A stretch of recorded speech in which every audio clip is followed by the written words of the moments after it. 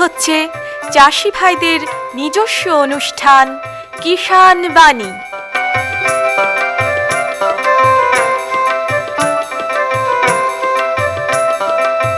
কৃষি, মাছ চাষ, প্রাণী সম্পদ উন্নয়ন, সমবায়, ফল চাষ, কৃষি প্রযুক্তি, পশুপালন, গ্রামোন্নয়ন এ সব কিছু জানতে শুনুন কিষাণ বাণী।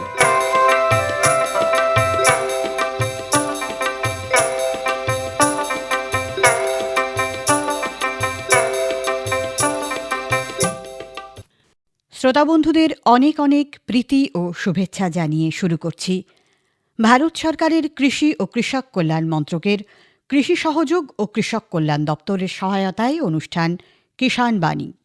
हर जोखिम से निकल कर फसल आए, सुरक्षित हो जाए,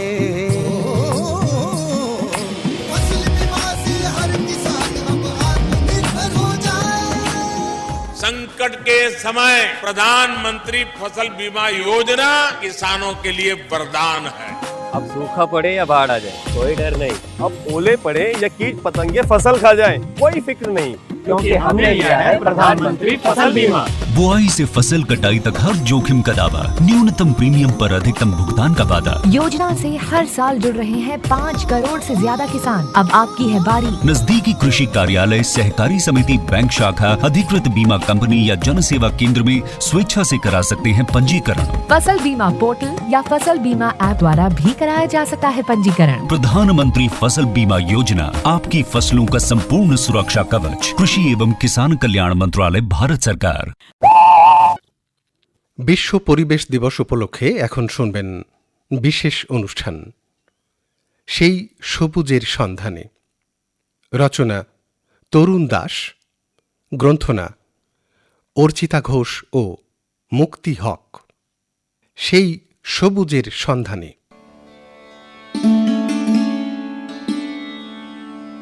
আজ বিশ্ব পরিবেশ দিবস। প্রত্যেক বছরের মতো এবছরও আমরা 5ই জুন বিশ্ব পরিবেশ দিবস পালন করছি। বিশ্ব পরিবেশ দিবস কবে প্রথম শুরু হয় বা এই শুরুর তাৎপর্য কি, সেই বিষয়ে বলছেন শ্রীমন্ত সরকার। 1974 সালে ইউনাইটেড নেশনের উদ্যোগে গঠিত হলো বিশ্বব্যাপী অভিযান, যার মূল কথা হলো প্রোটেকশন অফ এনভায়রনমেন্ট। এইভাবে তাদের যে চেতনা ছিল, the rising awareness on environment issue, marine pollution, human overpopulation, global warming, sustainable consumption এবং ওয়াইল্ড লাইফ ক্রাইম। এইভাবে প্রতি বছর 1972 সালে স্টকহোলমে কনফারেন্সে গঠিত হয় বিভিন্ন দেশে এই প্রোগ্রাম সেটেল করার জন্য। এইভাবে 1974 সালে অনলি ওয়ান আর্থ এই ইস্যু নিয়ে এলো ইউনাইটেড স্টেট, এবং 1978 সালে ডেভেলপমেন্ট উইদাউট ডিস্ট্রাকশন নিয়ে এলো বাংলাদেশ। 1970 সালে চিলড্রেন অ্যান্ড দ্য এনভায়রনমেন্ট নিয়ে এলো মেক্সিকো এই চেতনা নিয়ে। 1992 সালে only one earth care and share নিয়ে এলো ব্রাজিল এই চেতনা মানুষের উপর ছড়াতে বলল।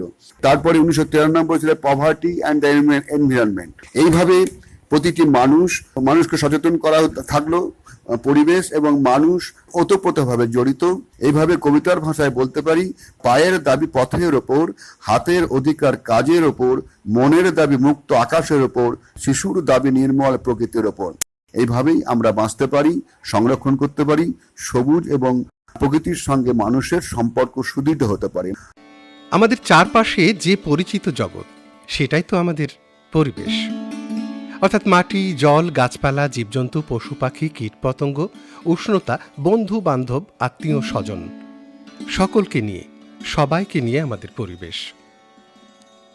কিন্তু আজ পরিবেশের রন্ধ্রে রন্ধ্রে ঢুকে গেছে দূষণ, কলুষিত হচ্ছে প্রকৃতি এবং তার ভয়ঙ্কর প্রভাব পড়ছে গাছপালা, জীবজন্তু থেকে মানুষের জীবনযাত্রায়।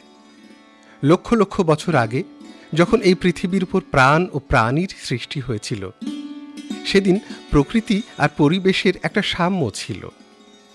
শান্ত ছিল আকাশ, শান্ত ছিল বাতাস।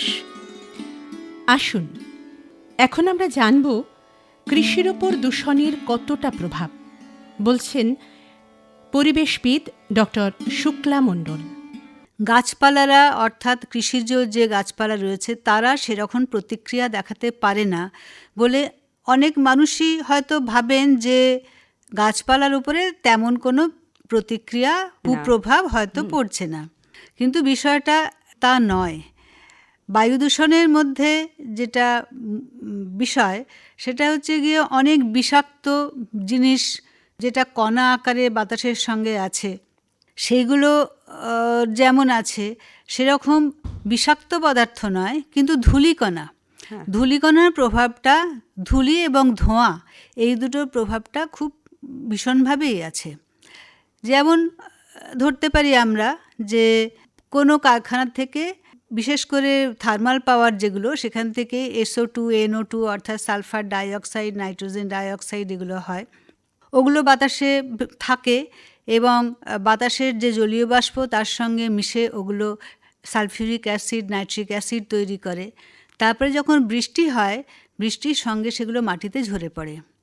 অল্প স্বল্প যদি অ্যাসিড ওরকম হয়ে থাকে তাহলে হয়তো সেরকম প্রভাব সরাসরি অতটা পড়ে না, কিন্তু যদি একদম কারখানা অঞ্চলে হয়, মানে থার্মাল পাওয়ার মানে যেখানে তৈরি হচ্ছে সেখানেই অঞ্চলেই যদি বৃষ্টি হয় এবং বাতাসে যদি যথেষ্ট পরিমাণে এই গ্যাসগুলো থাকে, তাহলে সেখানে কিন্তু গাছপালা সরাসরি নষ্টই হয়ে যেতে পারে, মানে মরে যেতে পারে, জ্বলে যেতে পারে। সেটা শুধু কৃষিজ ছোট ছোট গাছের কথা নয়, বড় গাছের পাতাও জ্বলে যেতে পারে। আবার যে বাতাসে যে ধূলিকণা রয়েছে, ধূলিকণাগুলো আটকাবার জন্য গাছের কিন্তু যথেষ্ট ব্যবস্থা আছে। গাছের যে পাতার ফুটো অর্থাৎ ছিদ্র, যেটাকে বলা হয় স্টোমাটা, যার সাহায্যেই আমাদের যেমন নাসারন্ধ্রের সাহায্যে আমরা শ্বাস প্রশ্বাস করি, কিন্তু গাছের সেগুলো নেই। গাছের স্টোমাটার সাহায্যেই গাছ সেগুলো করে। তো সেই স্টোমাটাটা এমন করেই তৈরি, এমন করে রোঁয়া ইত্যাদি দিয়ে ঢেকে দেওয়া যে বেশি ধুলো কিন্তু ওখানে ঢুকতে পারবে না। কিন্তু তা সত্ত্বেও যদি মাত্রা ছাড়িয়ে ওই সাসপেন্ডেড যে পার্টিকেলগুলো হয় সেগুলো কিন্তু মুখটা বন্ধ করে দিতে পারে। তাহলে সেক্ষেত্রে কি হবে? সেক্ষেত্রে গাছের গ্রোথ ভালো হবে না, মানে ততটা শ্বসন হচ্ছে না, ততটা পুষ্টির যে ফটোসিনথেসিসের সাহায্যে গাছ যে খাবার তৈরি করে সেটা পাচ্ছে না। সুতরাং তার গ্রোথ কম হবে এবং ফলনের উপরে তার প্রভাবটা পড়বে। আবার গাছের যে ওপরের সারফেস, যেখানে গাছের সাধারণত বেশিরভাগ গাছের তলাতে ওই স্টোমাটাগুলো থাকে, আর কোনো কোনো গাছের দুদিকেই থাকে, তো গাছের ওপরের তলেও কিন্তু ধুলোর আস্তরণ জমে যায়। সেই ধুলোর আস্তরণ জমে গেলে যতটা সূর্যের বিকিরণ পাতার উপরে পড়া উচিত, যতটা হলে যথেষ্ট মানে প্রয়োজনীয় সালোক সংশ্লেষ করা যাবে, ততটা গাছ পারে না। আমরা যেমন আমাদের মানুষদের ক্ষেত্রে বলি অপুষ্ট মায়ের থেকে অপুষ্ট সন্তানের জন্ম হবে, উল্টোটা হবে, মানে পুষ্ট হলে সন্তানও স্বাস্থ্যবান হবে, মায়ের স্বাস্থ্য ভালো হলে। সেরকম গাছের ক্ষেত্রেও সেটা প্রযোজ্য। গাছ যদি ভালো হয়, মানে আমাদের কৃষিজ গাছের কথাই বলছি, গাছ যদি ভালো হয় তাহলে তার থেকে আমরা আমাদের যেটা মানে লক্ষ্য, কারুর বীজ, কারুর ফল, কারুর পাতা, সেগুলো ভালোভাবে হবে এবং অর্থাৎ আমরা উৎপাদনটা ভালো পাবো। তাহলে এইটা কিন্তু কলকাতা বিশ্ববিদ্যালয়ে 80-র দশকে খুব সুন্দর একটা কাজ হয়েছিল, কলকাতা বিশ্ববিদ্যালয়ের কৃষি বিভাগ অংশে। হ্যাঁ,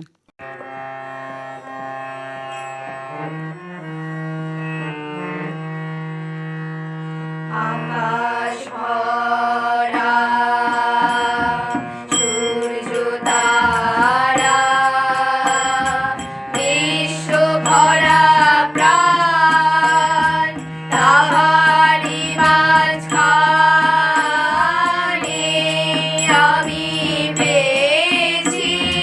আমি পেয়েছি মোর স্থান বিস্ময়ে, তাই জাগে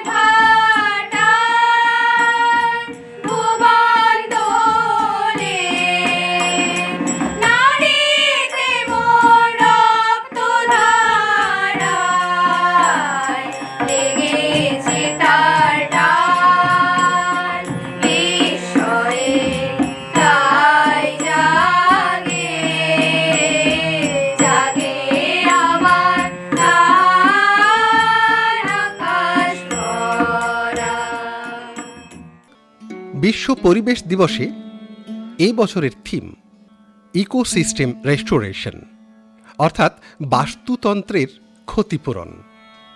এ বিষয়ে আমরা জেনে নেব কান্দি রাজ হাই স্কুলের শিক্ষক ভূমানন্দ সিংহর কাছ থেকে।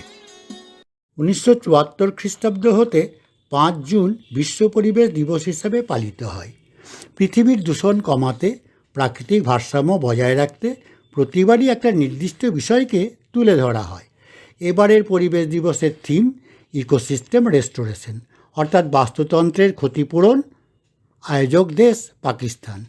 কোনো নির্দিষ্ট ভৌগোলিক অঞ্চলের জীব সম্প্রদায়ের মধ্যে এবং সেই অঞ্চলের অজীবজ পরিবেশের সঙ্গে আন্তঃক্রিয়ার মধ্য দিয়ে উৎপন্ন উপাদানের অবিরাম আবর্তন ঘটে যে বিশেষ প্রণালী গড়ে ওঠে তাকে বাস্তুতন্ত্র বলে।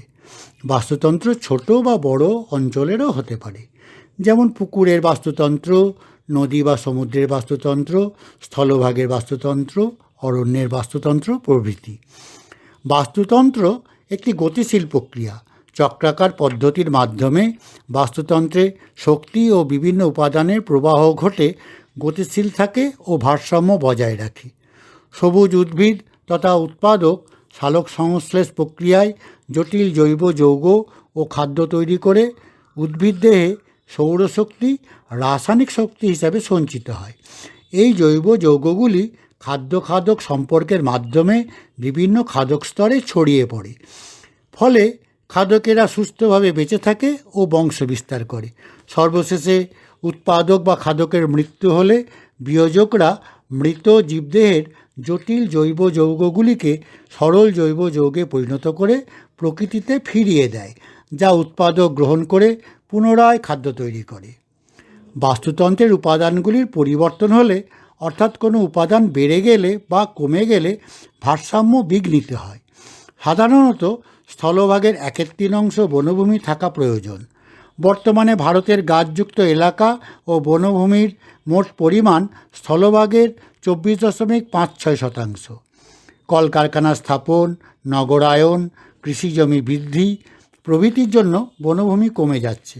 ফলে বাস্তুহারা হচ্ছে আদিবাসী সম্প্রদায়ের মানুষ, পাখি, বন্য জীবজন্তু, বিভিন্ন প্রজাতির জীব, কীটপতঙ্গ ও উদ্ভিদ।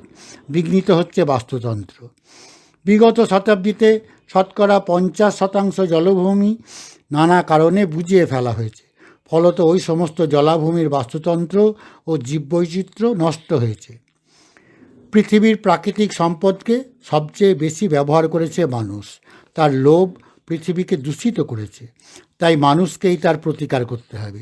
সরকারি বেসরকারি সব প্রতিষ্ঠানকে পরিবেশ রক্ষায় এগিয়ে আসতে হবে।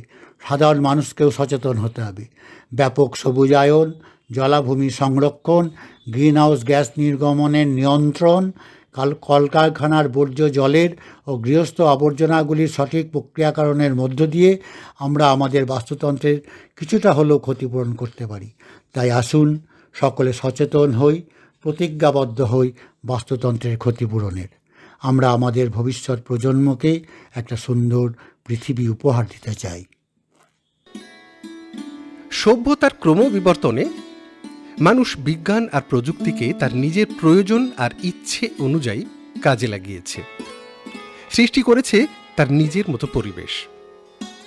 বিজ্ঞানের অপব্যবহার হচ্ছে, ফলে বাস্তুতন্ত্র বা ইকোসিস্টেম ভেঙে পড়েছে। দূষিত হচ্ছে আকাশ, বাতাস, জল, মাটি থেকে মানুষের মন পর্যন্ত। বিজ্ঞানী হেকলের মতে বাস্তুতন্ত্র বা ইকোসিস্টেম হল একটি ক্রিয়ামূলক একক, যে ক্ষেত্রে পারস্পরিক পরিবেশের অন্তর্গত জীবজ ও অজীবজ উপাদানগুলি একত্রে পরস্পরের উপর ক্রিয়া করে। উদাহরণ দিয়ে বলা যায়, বাস্তুতন্ত্রের একটি কার্যগত বৈশিষ্ট্য হল খাদ্য শৃঙ্খল। আর এখানে খাদ্যের জন্য বিভিন্ন জীব পরস্পরের উপরেই নির্ভর করে। যেমন বনভূমির খাদ্য শৃঙ্খল, সেখানে ঘাস বা গুল্ম জাতীয় উদ্ভিদকে খাদ্য হিসেবে গ্রহণ করে হরিণ, আবার হরিণকে খেয়ে বেঁচে থাকে বাঘ। এইভাবে তৃণভূমির খাদ্য শৃঙ্খল, জলাভূমির খাদ্য শৃঙ্খল প্রভৃতি অনেক খাদ্য শৃঙ্খল আছে। যার ভারসাম্য আস্তে আস্তে হারিয়ে যাচ্ছে। বিলুপ্ত হচ্ছে অনেক প্রজাতির জীবজন্তু থেকে কীটপতঙ্গ, আর এইসব হচ্ছে মানুষের সীমাহীন লোভ লালসার জন্য। শুধুমাত্র আর্থিক লাভের জন্য কলকারখানার মাধ্যমে বাতাসে carbon die oxide, carbon monoxide প্রভৃতি মারাত্মক ক্ষতিকারক গ্যাস বাতাসে মিশিয়ে দেওয়া হচ্ছে। শহরে হাজার হাজার গাড়ির বিষাক্ত ধোঁয়া বাতাসে মিশছে, ফলে বিভিন্ন মানুষের বিভিন্ন রোগ হচ্ছে। অন্যদিকে কলকারখানার বিষাক্ত ময়লা জল এসে মিশছে নদী থেকে সমুদ্রে, পুকুর থেকে জলাশয়ে। টন টন প্লাস্টিক সমুদ্রের জলে জমে জমে পাহাড় হচ্ছে। মলমূত্র থেকে শুরু করে বিভিন্ন মৃত গবাদি পশুকে জলে ফেলে দেওয়া হচ্ছে। ফলে নদী, সমুদ্র বা জলাশয়ের জল মারাত্মকভাবে দূষিত হচ্ছে।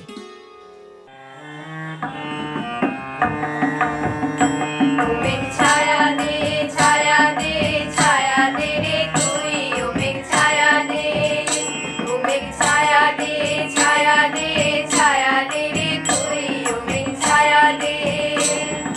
পানির লাগা পরাণ কাঁদে পানি কোথা পাই, পানির লাগা পরাণ কাঁদে পানি কোথা পাই। ও মেঘ ছায়া দে ছায়া দে ছায়া দে রে তুই ও মেঘ ছায়া দে।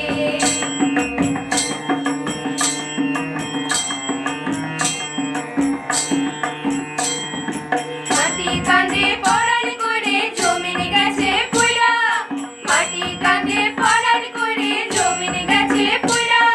সুজান হইয়া আসলে মেঘ বড় বাসারিয়া। ও মেঘ ছায়া দে, ও মেঘ ছায়া দে ছায়া দে ছায়া দে রে তুই ও মেঘ ছায়া দে।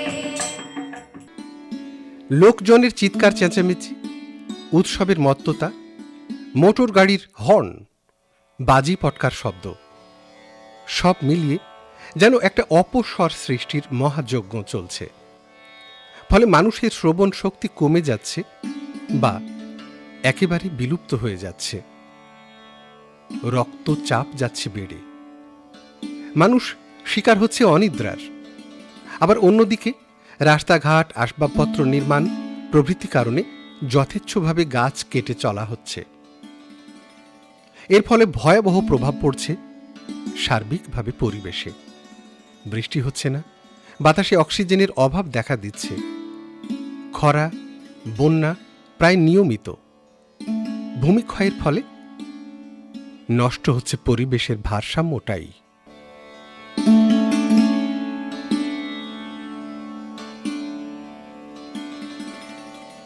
আয়নকারী বিকিরণ শক্তির এক ক্ষমতাশালী উৎস। সায়ানাইড বা অন্যান্য বিকারকের তাপশক্তি 10 কোটি গুণ তীব্র। তাই পারমাণবিক যুদ্ধ বা তার অস্ত্রের পরীক্ষা নিরীক্ষার সময় তেজস্ক্রিয় দূষণ সবচেয়ে বেশি হয়। মানুষ যখন অপরিমিত ভোগাকাঙ্ক্ষা নিয়ে সুখ স্বাচ্ছন্দ্যের মধ্যে দিন কাটাতে লাগলো, সেদিন থেকে শুরু হলো সামাজিক দূষণ। মানুষ এখন শুধু নিজেকে নিয়েই ভাবে। শিশু তার অভিভাবকদের চাপে খেলতে পায় না, তার শৈশব থেকে বিকেল হারিয়ে গেছে। আবৃত্তি, সঙ্গীত, নৃত্য, অঙ্কন প্রভৃতি সমস্ত বিষয় একটা অপরিণত শিশুর মস্তিষ্কে একসঙ্গে ঢোকানো হচ্ছে। শিশু তার চাপ সহ্য করতে না পেরে মানসিক রোগের শিকার হচ্ছে। আজ পরিবেশ দূষণ মানব সভ্যতার ভয়ঙ্কর বিপদ। এর কারণে প্রাকৃতিক ভারসাম্য বিনষ্ট হচ্ছে, ফলে গোটা জীবজন্তুর অস্তিত্বই আজ বিপন্ন। নিরঞ্জন ঘন পুঞ্জ ছায়ায় সমৃত অঙ্গন, হে গম্ভীর হে গম্ভীর। নিরঞ্জন ঘন পুঞ্জ ছায়ায় সমৃত অঙ্গন, হে গম্ভীর হে গম্ভীর। কোন লক্ষ্মীর কম্পিত কায় চঞ্চল অন্তর, কোন লক্ষ্মীর কম্পিত কায় চঞ্চল অন্তর। ঝঙ্কৃত তার ঝিল্লির মঞ্জির, ঝঙ্কৃত তার ঝিল্লির মঞ্জির, হে গম্ভীর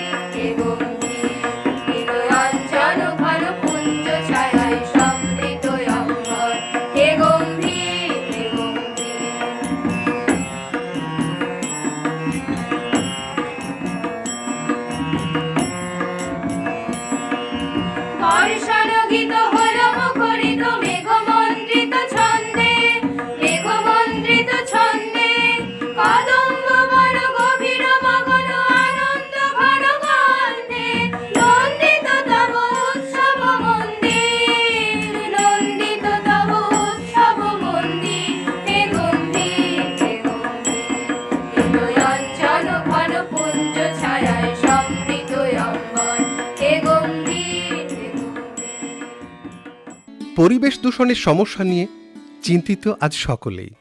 মানুষ বুঝতে পারছে এই অতি ভয়ঙ্কর দূষণের জন্য তারা নিজেরাই দায়ী।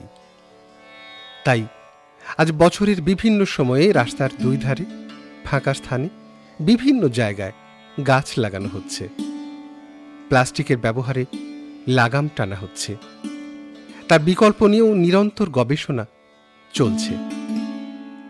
কলকারখানার মাধ্যমে বাতাসে যে ভয়াবহ দূষণ হয় তার আইনগত ব্যবস্থা নেওয়া হচ্ছে এবং কিভাবে এই দূষণ কমানো যায় তার চিন্তাভাবনাও চলছে। শব্দ দূষণের ক্ষেত্রে প্রশাসনের তরফ থেকে বাজি ফাটানো বা অন্যান্য ক্ষেত্রে ডেসিবেলের মাত্রা ঠিক করে দেওয়া হচ্ছে। আসুন এই পরিবেশ দূষণ নিয়ে ছোট্ট এক টুকরো পাঁচালি শুনি এবার। পরিবেশন করছেন কমলেন্দু ভট্টাচার্য। তাক গুড় গুড় তাক গুড় গুড় উঠল বেজে ঢোল, পরিবেশ শোধনের ওরে শক্ত শপথ তোল। এই পৃথিবীর রূপে রসে যতদিন বাঁচি ভাই, আমরা যেন সুস্থ থাকার ঠিকানাটা পাই। ভারতবর্ষের গণস্বাস্থ্য মোটেই ভালো নয়, অজ্ঞানতার অন্ধকারে বোধেরই অপচয়। জনবিস্ফোরণে 125 কোটির দেশ, অস্বাস্থ্য আর অশিক্ষাতে একেবারেই শেষ।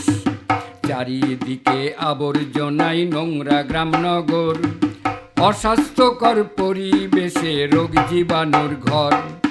বায়ু দূষণ, শব্দ দূষণ, দূষণ মাটি জল, এই সব দূষণে সবাই হচ্ছে হীনবল।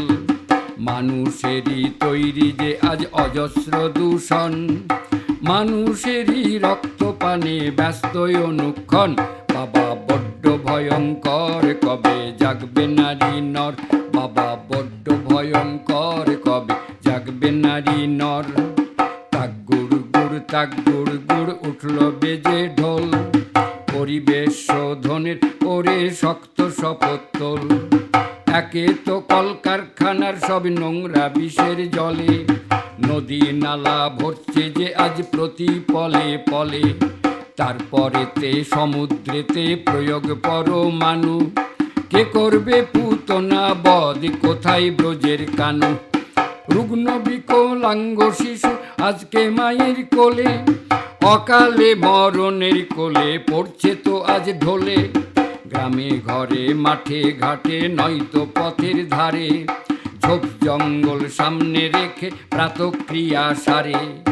মলমূত্রের দুর্গন্ধে ঘরে থাকাই দায়, হাজারে রকম রোগ জীবাণু ছড়াই এলাকায়। বাবা বড্ড ভয়ঙ্কর, কবে জাগবে নারী নর? বাবা বড্ড ভয়ঙ্কর, কবে জাগবে নারী নর? এই পৃথিবীর রূপে রসে যতদিন বাঁচি ভাই, আমরা যেন সুস্থ থাকার ঠিকানাটা পাই। মানুষ বোধহয় আজ বুঝতে পেরেছে, দাও ফিরে সে অরণ্য, লও এ নগর, তার প্রকৃত অর্থ। এ প্রসঙ্গে এবারে বলছেন শিক্ষক ও সমাজসেবী তরুণ দাস। বিশ্বকবি রবীন্দ্রনাথ ঠাকুর বলেছিলেন, বর্তমানে আমরা সভ্যতার যে প্রবণতা দেখি তাতে বোঝা যায় সে ক্রমশই প্রকৃতির সহজ নিয়ম পেরিয়ে বহু দূর চলে গেছে। হ্যাঁ, আজ প্রকৃতির ভারসাম্য নষ্ট হচ্ছে, আর এর জন্য আমরা অর্থাৎ মানুষেরাই মূলত দায়ী। আমাদের সীমাহীন লোভের কারণে আকাশ, বাতাস, জল, স্থল প্রভৃতি বিভিন্ন ক্ষেত্রে দূষণ দিন দিন বেড়েই চলেছে। আমরা যথেচ্ছভাবে বৃক্ষছেদন করে চলেছি। এর ফলে পরিবেশে যে মারাত্মক ক্ষতি হচ্ছে তা আমরা বুঝতে পারছি না বা বুঝতে চাইছিও না। তারকমোহন দাস প্রমাণ করে দিয়েছেন, একটি গাছ 50 বছরে মোট 2,50,000 টাকার অক্সিজেন নির্মাণ করে। তাছাড়া বেঁচে থাকার জন্য খাদ্য থেকে অক্সিজেন, আসবাবপত্র থেকে ঔষধ সবই পাই গাছ থেকে। প্রকৃতির কাছ থেকে আমরা পেয়েছি অনেক, কিন্তু তার বদলে কি দিয়েছি আমরা? এখন ভাববার সময় এসেছে। আসুন আজ আমরা বিশ্ব পরিবেশ দিবসে শপথ নিই, গাছ লাগাই এবং তাকে পরিচর্যা করে বড় করে তুলি। বিভিন্ন রোগবালাইকে বিনাশ করি, বাতাসে বিভিন্ন গ্যাসের ভারসাম্য ফিরিয়ে আনি, উদ্ভিদ জগৎ ও প্রাণী জগতের সাম্য প্রতিষ্ঠা হোক। শেষে আবার রবীন্দ্রনাথ ঠাকুরের কথাই বলবো, আয় আমাদের অঙ্গনে অতিথি, বালক তরুদল, মানবের স্নেহ সঙ্গে নে, চল আমাদের ঘরে চল। আসুন আমরা এই বিশ্ব পরিবেশ দিবসে শপথ নিই, আমাদের স্বপ্নের পৃথিবীকে দূষণমুক্ত করে সকলে সুস্থ জীবন এবং সুন্দর মন নিয়ে মিলেমিশে থাকি। শুধুমাত্র নগর সভ্যতা নয়, আমাদের একান্ত অভিমুখ হোক আমাদের সকলের জীবনের জন্য সেই সবুজের সন্ধানে।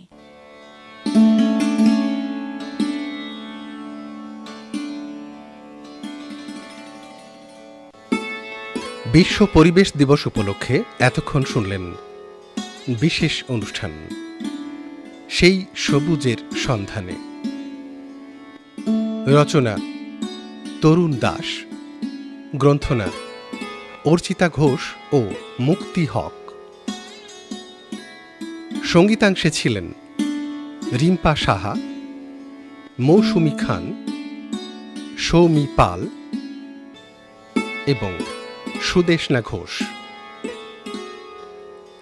সহযোগী সঙ্গীতে তবলা প্রশান্ত কুমার দাস, মন্দিরা গোলবদন ঘোষ, তানপুরা সুজাতা ঘোষ, সম্পাদনা কৃষ্ণেন্দু পাল, প্রযোজনা প্রশান্ত কুমার দাস।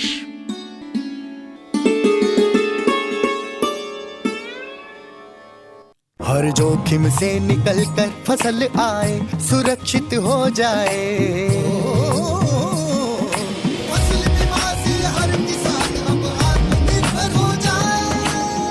संकट के समय प्रधानमंत्री फसल बीमा योजना किसानों के लिए वरदान है। अब सूखा पड़े या बाढ़ आ जाए कोई डर नहीं, अब ओले पड़े या कीट पतंगे फसल खा जाए कोई फिक्र नहीं, क्योंकि हमने लिया है प्रधानमंत्री फसल बीमा। बुआई से फसल कटाई तक हर जोखिम का दावा, न्यूनतम प्रीमियम पर अधिकतम भुगतान का वादा। योजना से हर साल जुड़ रहे हैं 5 करोड़ से ज्यादा किसान। अब आपकी है बारी। नजदीकी कृषि कार्यालय, सहकारी समिति, बैंक शाखा, अधिकृत बीमा कंपनी या जन सेवा केंद्र में स्वेच्छा से करा सकते हैं पंजीकरण। फसल बीमा पोर्टल या फसल बीमा ऐप द्वारा भी कराया जा सकता है पंजीकरण। प्रधानमंत्री फसल बीमा योजना, आपकी फसलों का संपूर्ण सुरक्षा कवच। कृषि एवं किसान कल्याण मंत्रालय, भारत सरकार।